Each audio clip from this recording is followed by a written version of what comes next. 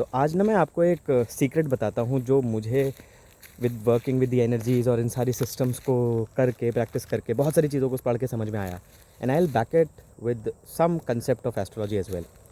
But इससे पहले मैं शुरू करूँ, मैं आपको पहले बता दूँ मैं एस्ट्रोलॉजर नहीं हूँ, मैं हीलर हूँ, मैं चैनल हूँ। और बट हाँ, एस्ट्रोलॉजी मुझे समझ में आती है थोड़ा अलग तरीके से।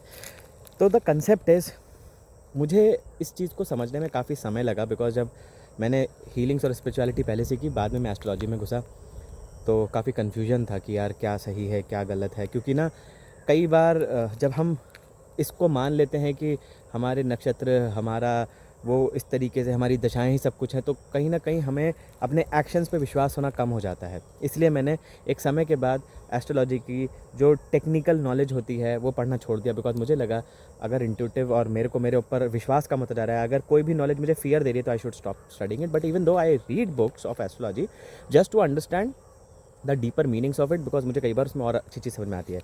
तो जो कंसेप्ट है मैं बताना चाह रहा हूँ कि एक चीज़ मुझे समझ में आई कि जहाँ भी रेजिस्टेंस होता है आपकी लाइफ में, वहीं पर चीज़ बिल्ड होना चाहती है।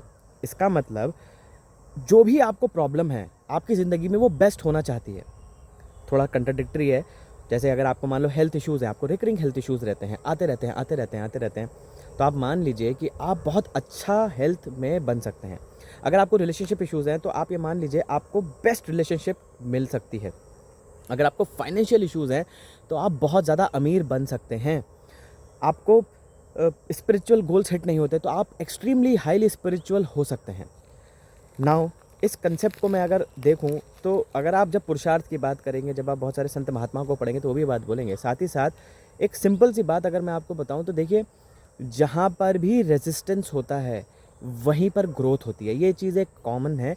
जब आप पतंग उड़ाते हैं तो जितना रेजिस्टेंस होता है एयर का उतना ही हाई होता है। जब बस ये एक वो फ्लो होता है जहाँ हमें जाना होता है, वो एक छूट देनी पड़ती है, सिर्फ एक वो रिक्वायर्ड होता है। नाउ एस्ट्रोलॉजी में इस चीज़ को मैं ऐसे समझ पाया, जब लोग कॉम्बिनेशंस की बात करते हैं, जब हम टेक्निकल प्रेडिक्टिव एस्ट्रोलॉजी में जाते हैं तो लोग कहते हैं ये इसलिए हुआ, ये इसलिए हुआ, ये कॉम्बिनेशन वो कॉम्बिनेशन की बात करते हैं, तो मैंने एक चीज़ समझी कि कभी भी कोई कॉम्बिनेशन गलत नहीं होता first of all. And then I understood कि हर एक कॉम्बिनेशन में एक एक पावर भी छुपी है which people don't understand actually. अब जैसे हम एक छोटा एग्जाम्पल लेते हैं, छोटा सा एग्जाम्पल लेता हूँ वीनस और केतु का, क्योंकि पैसे की बात चल रही है, पैसा जल्दी समझ में आता है लोगों को, तो हम वीनस और केतु का एग्जाम्पल लेते हैं और इसी चीज़ को समझने की कोशिश करते हैं। तो देखिए कंसेप्ट क्या है, कंसेप्ट बहुत सिंपल है कि भाई वीनस केतु जहाँ पर होता है इंसान के पास पैसे ख़त्म हो जाता है, क्योंकि केतु मेलेफिक प्लैनेट है, एक्सट्रीम मेलेफिक प्लैनेट कहा जाता है। और जहाँ पर होता है वो उस चीज़ को आधा कर देता है, ख़राब कर देता है, नष्ट कर देता है, बहुत सारा कर्मा इन्वॉल्व होता है। तो वो इंसान को बिल्कुल पैसा ख़राब कर देता है, मतलब फ़कीर टाइप इंसान को बना देता है कि बहुत ही, या तो इंसान का पैसे में मन ही नहीं लगेगा, वो छोड़ देगा। केतु वैसे भी जहाँ पर भी होता है वो कहता है कि वहाँ पर आपको आइसोलेशन पे ले जाता है, तो इस इंसान का पैसे से कोई मोल नहीं रहेगा। एक one of the things is like that, है ना। बट साथ ही साथ केतु और वीनस वो भी कॉम्बिनेशन है जो बहुत बड़े बड़े ट्रस्ट होते हैं ना, रिलीजियस ट्रस्ट, जहाँ पे अखंड पैसा होता है, जहाँ पर पैसा काउंट नहीं कर सकते, जैसे बालाजी का टेम्पल, तो वो एक बहुत स्ट्रॉन्ग केतु एंड वीनस का कॉम्बिनेशन है कि भाई वहाँ पर आप इतना पैसा है कि आप काउंट नहीं कर सकते। नाउ दैट कॉम्बिनेशन, गुड और बैड, डिपेंड्स ऑन ह्यूमन, वो आपके ऊपर डिपेंड करता है।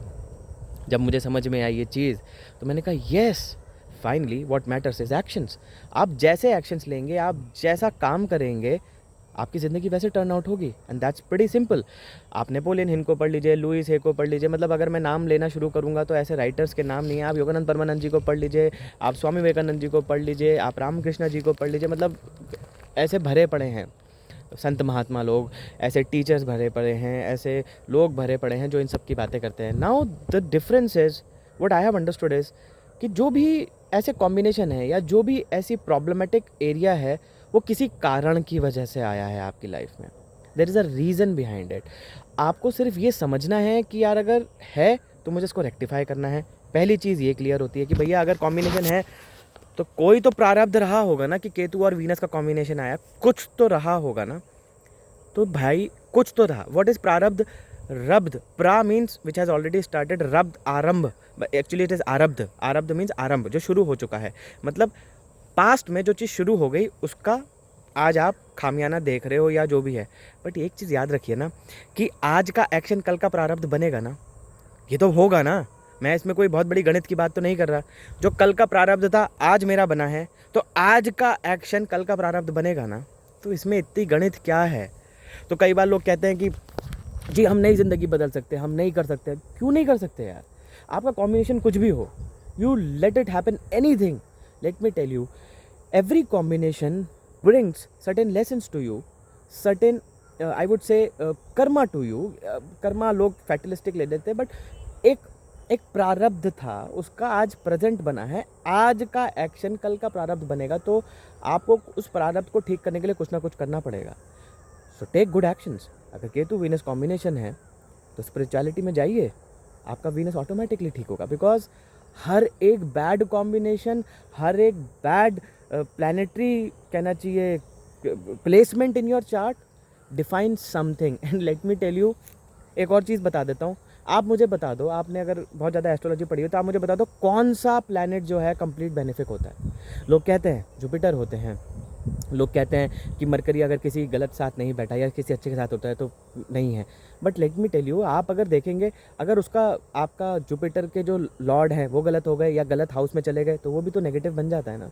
तो टेक्निकली, मतलब not technically but as per the understanding which I have a little bit, तो ऐसे तो कोई कहना चाहिए अच्छा कॉम्बिनेशन है ही नहीं ना। There is no good combination, there is no benefic planet. The planets only tell us where is the प्रारब्ध। वो सिर्फ हमारे को बताते हैं यहाँ प्रारब्ध है, यहाँ अटका पड़ा है, आपको अच्छे कर्म करना है। तो जो भी कॉम्बिनेशन है, आपके लगन में राहु है, आपका केतु हैं, आप स्वाति नक्षत्र के हैं, आपका लगन लॉर्ड 12वें में, it doesn't matter, it is just a प्रारब्ध। Do the action today, because कल का प्रारब्ध आज का एक्शन बनेगा। एंड दैट्स वाई संत महात्मा कहते हैं अच्छे कर्म करते चलो, नाम जप करते चलो, भगवान का नाम लेते चलो, ज़िंदगी बदल जाती है। एंड मेरी बदली है, नो डाउट्स अबाउट इट। और बहुत बहुत अच्छा फील होता है when you live with your self, you feel amazing. And let me tell you, energy work, energies, spirituality, इस सब चीज़ों ने मेरे को बहुत हेल्प करी है। And that's what I am doing. मैं भी लोगों की अब वही मदद कर रहा हूँ, और मेरा उद्देश्य सिर्फ और सिर्फ लोगों को वो नॉलेज देना है जो फियर बेस्ड ना हो। पहली चीज़ वो मैं उस पर फोकस करता हूँ, पहली चीज़। दूसरी चीज़, मेरा focus most of the time ये रहता है कि यार कभी भी किसी को कुछ सिखाऊं तो वो ना इस चीज़ से दूर हो जाए कि यार मेरा ये है, मेरा वो है, वो इस चीज़ को भूल जाए और अपनी ज़िंदगी पे फोकस करे, बेटरमेंट पे फोकस करे। बिकॉज एक चीज़ पक्की है, अगर आप कर्म करने निकलते हो ना, आप पुरुषार्थ करना शुरू करते हो, आप एक्शंस लेना शुरू करते हो, let any planet, any combination, let any dasha, everything helps you. Yes, थोड़ा एक्शन लगेगा, थोड़ा सा तो लगेगा, no doubts about it, but हो जाता है फाइनली, वो हेल्प करता है और हो जाता है। So I hope I made some sense. Video लंबी है, I hope people share it so that it can bring lots of happiness to people कि कोई भी combination तक घबराने की ज़रूरत नहीं है। With this, I just wish may God bless us all with good health, happiness, spirituality, prosperity and abundance. Ladies and gentlemen, life is extremely beautiful. Live it to the fullest. जय हिंद, जय भारत।